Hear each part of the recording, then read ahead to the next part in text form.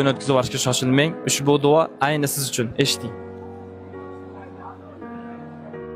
Alloh taolo, seni bir bandang bor.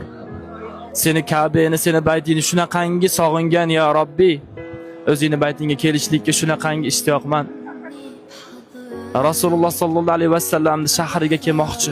Rasulullohning qabrini ziyorat qilmoqchi. O'zingni baytingga kelib Ka'bani ushab turgan holatda barcha orzu, maqsad, niyatlarini o'zingdan so'ramoqchi bu bandang. Barcha dardini, muammosini, barcha tashvishlarini Allohim o'zingga aytib, dardini Allohim faqat o'zingga, o'zingni baytini turgan holatda aytmoqchi. Bu bandani hozir vaqti bo'lmayotgandir. Sog'ligi, imkoniyat, sharoit bo'lmayotgandir, lekin albatta keladi. Allohim o'zing chaqir.